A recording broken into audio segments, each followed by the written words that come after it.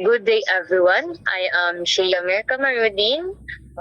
I am part of the group that will tackle about the Pavlov's classical conditioning. So, at first, what is Pavlov's classical conditioning? So, Ivan Pavlov was a Russian sociologist and psychologist best known for developing the theory of classical conditioning.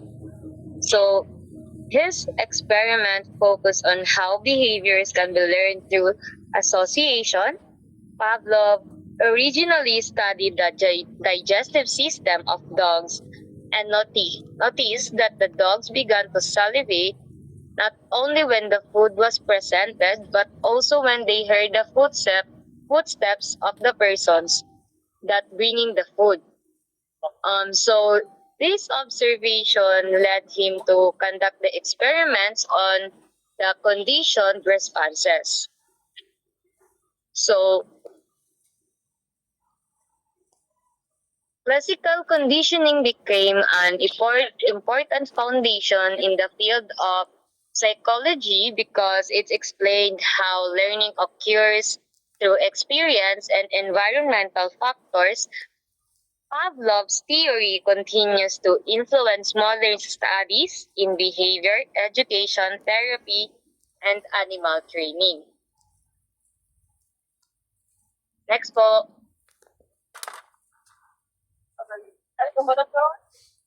So, classical conditioning.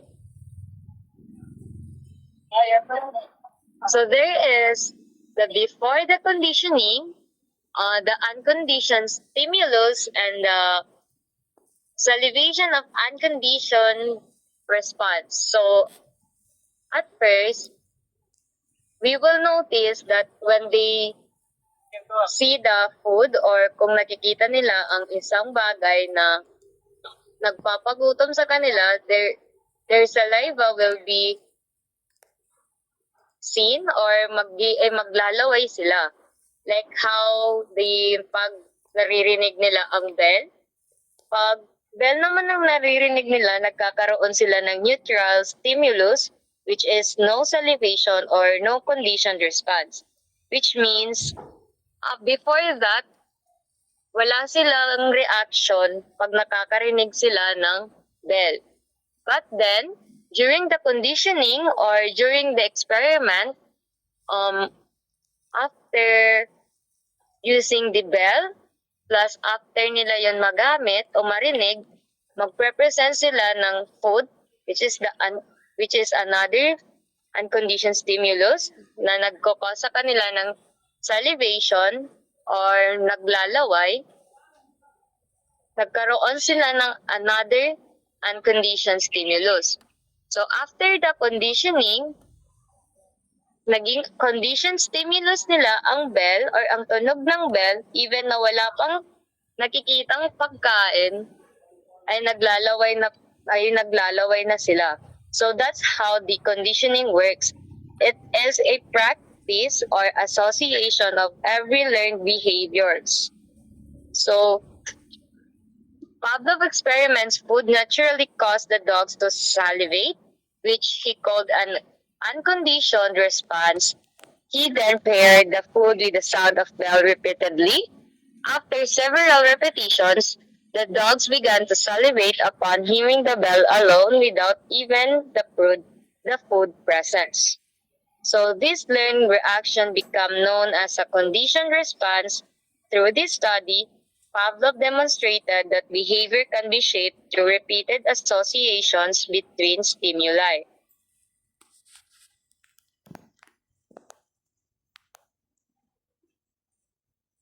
Okay, let's proceed to the objectives of the study. First is this study is to analyze human behavior through the principle of classical conditioning proposed by Ivan Pavlov. Second one, it is to identify how repetitive association between stimuli and responses lead to learned behaviors and emotional reactions. Third one, it is to explain how environmental cues can trigger conditioned responses in everyday life situations. And last but not the least is to apply the theory of classical conditioning in understanding habits, phobias, and behavioral patterns. So, background, Ivan Pavlov's groundbreaking work on classical conditioning revolutionized psychology, illustrating how behavior can be influenced through association. By observing dogs' salivation before food presentation, Pavlov demonstrated the power of conditioned responses, a concept that greatly impacted behavior theories. So as we can see, the conditioning is a response of an associated um, phenomenon that we encounter every day. So to our respondent, uh, she is a 19 years old middle child daughter, revealed that anytime they hear their mother's footstep coming down their stairs, they got frightened and vigilant because these noises were frequently connected to reprimands, that lengthy verbal sermons or arguments. The respondent felt uneasy and frightened at home since their mother was rigid and often enraged by minor errors or untidy surroundings.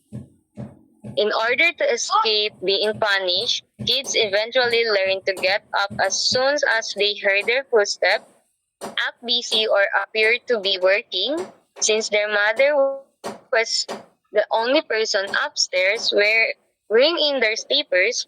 The sounds of their footsteps become familiar, particularly in high school when pupils were more conscious of these emotions, and hearing the footsteps include bodily effects such as accelerated heartbeat and a loss of concentration.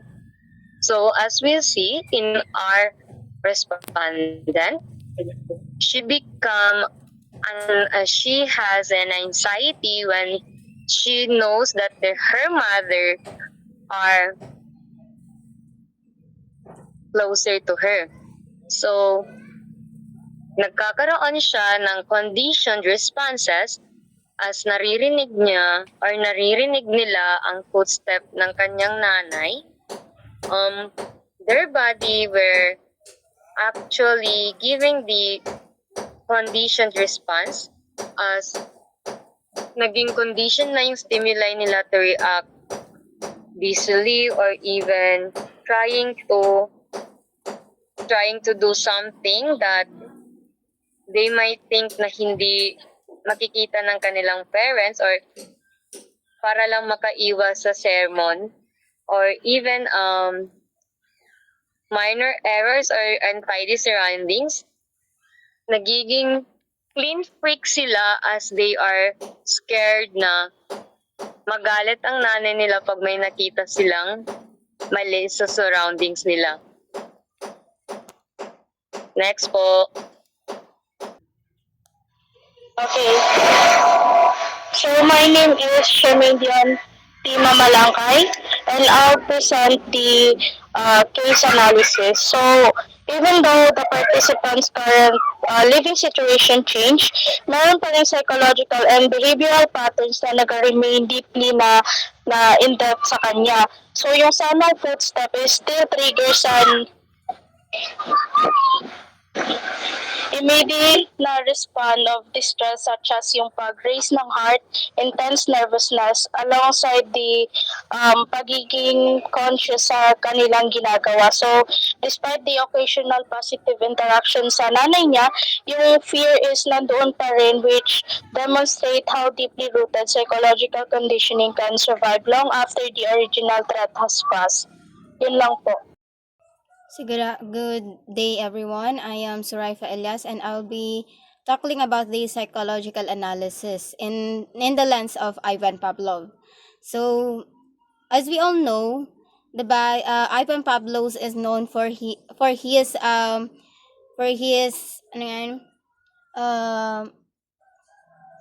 classical conditioning theory, which has the unconditional stimulus, unconditioned response, and conditioned stimulus, and the conditioned response. So first, let's identify the unconditioned stimulus.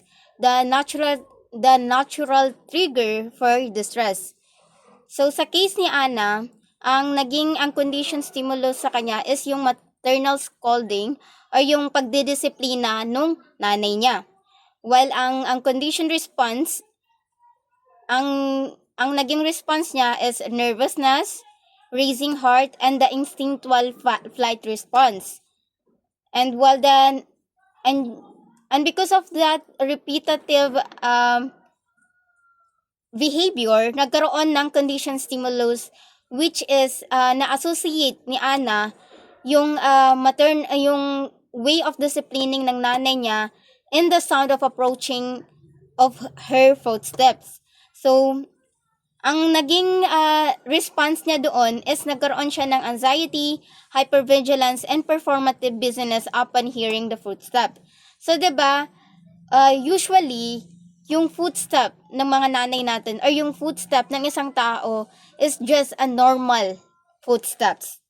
But then, because of the repetitive behavior nung pagdidisiplina nung nanay niya sa kanila, na-associate ni Ana yung footstep ng nanay niya into something that brought anxiety and nervousness, and also nagkaroon siya ng fear upon hearing the simple footstep ng nanay niya. Next po.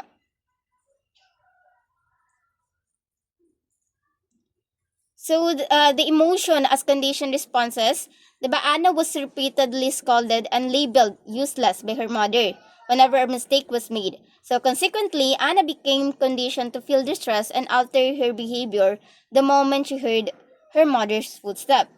So, diba, the footsteps are not harmful by themselves, but they are always followed by something emotionally painful, so the brain starts treating them as a warning signal.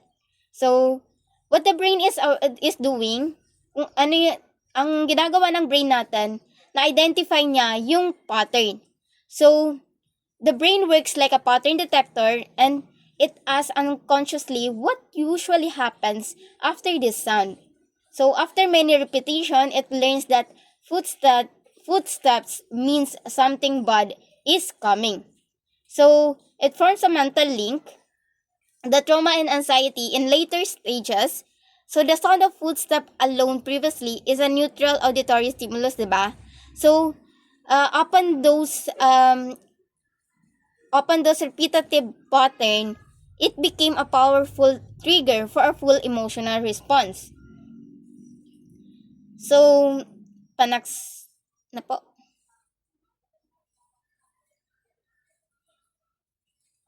So, there comes the habit formation. So, she developed a chronic state of anxiety around her mother and a conditioned fear of misbehaving. So, the social conditioning doon, over time, she associated her mother's footsteps with impending emotional pain, leading to constant self-doubt and the need to appear busy to avoid conflict. So, at this stage, the brain is still learning the pattern. Diba? So, kasi yung the way our brain works, the way siya mag-respond, it was not instantly. Hindi siya agarang,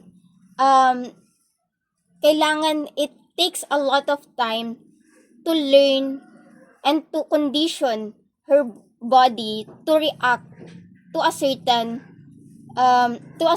things that associated with harm. So, without our knowing, the body reacts before the conscious thinking happens. That's why she may suddenly feel tense without knowing why and not immediately connect without knowing why siya nanginginig or why siya nagkakaroon ng instant reaction upon hearing the footstep of her mother.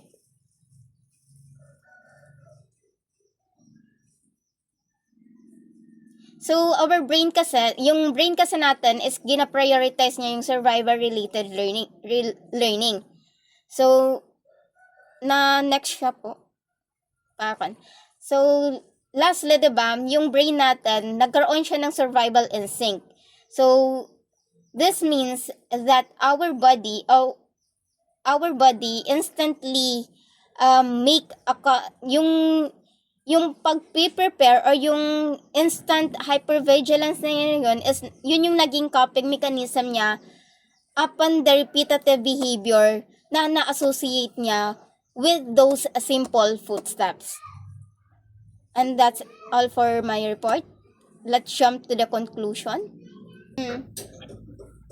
So, a pleasant afternoon to everyone. I'm Nari Trisha Balan, and for the conclusion, this case study showed that Anna's behavior was affected by repeated scolding and criticism from her mother. Using Ivan Pavlov's classical conditioning theory, Anna learned to associate her mother's footsteps with fear and emotional stress because the footsteps were usually followed by scolding. Because of this, even hearing the footsteps alone already made her feel anxious and nervous. She also became used to pretending to be busy to avoid conflict. Over time, these experiences affected her confidence, emotions, and sense of safety at home. This case study highlights how repeated negative experiences and harsh words inside the family can influence a person's behavior, emotions, and mental well-being. Thank you. So good afternoon, everyone. I am Supinada Albaso,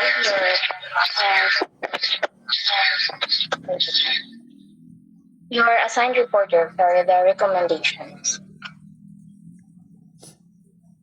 So the first step in addressing the client's anxiety involves the Pavlovian process of extinction. This occurs when the conditioned stimulus or the sound of footsteps is repeatedly presented without the unconditioned stimulus or maternal scolding. Experiencing the sound in a controlled environment where no criticism follows, the client's brains can slowly unlearn the association between the noise and the threat, eventually leading to a reduction in the automatic fear response.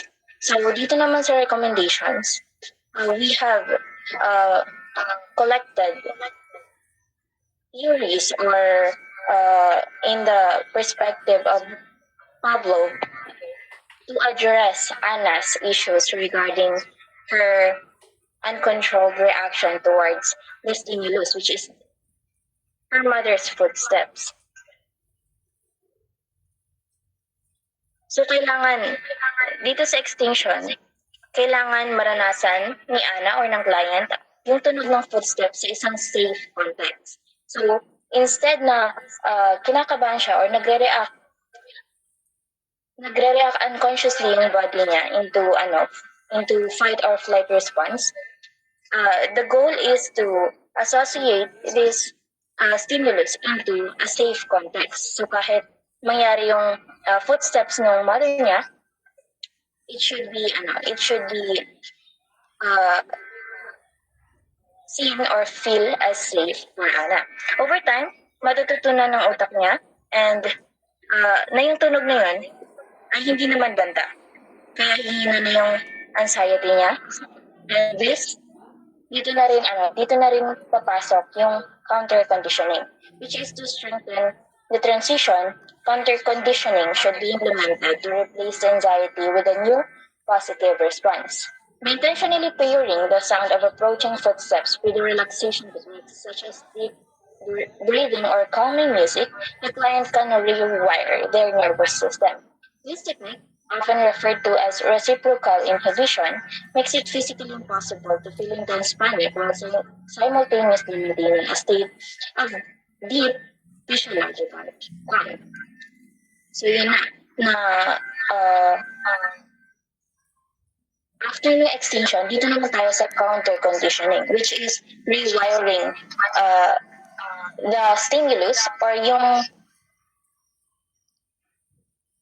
pag-re-reset ng input of the mother's footsteps into something na safe by associating it with a positive response like let's say kapag nandiyan na yung footsteps, Ana, instead na magpadala sa unconscious reactions niya, she will try to associate it with relaxing activities such as deep breathing or calming music. In this way, nare-rewire niya yung initial reaction niya dun sa footstep ng mother niya.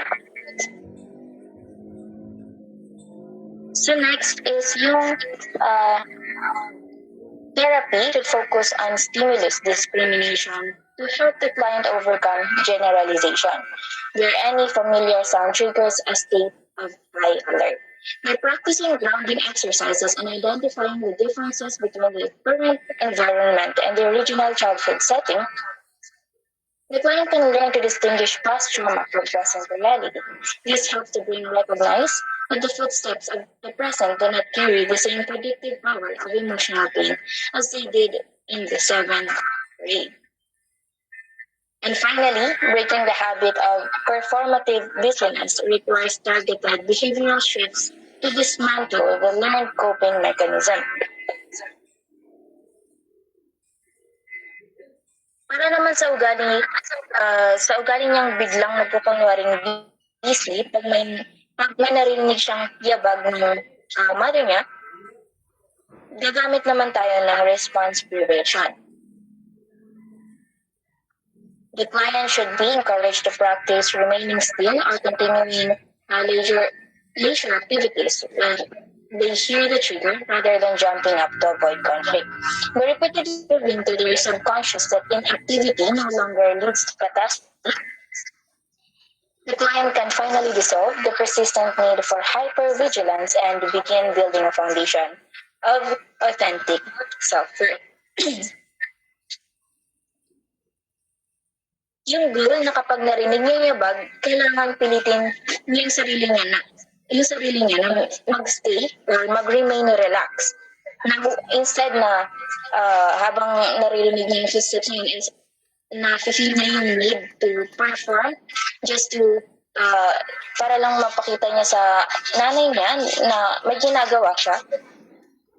She should practice staying still para naman mag-relax siya and maputol na yung habit niya, and it will also tell herself na wala namang masamang mangyayari kung magre-relax lang siya. So overall, galing sa pagiging hypervigilant o laging praning, goal din nating dalhin yung client sa isang state ng proactive emotional stability. In this way, ma-override or ma-rewrite yung mga lumang neural pathways na natututunan niyang maging safe sa kanyang sa compared to her past. That's all.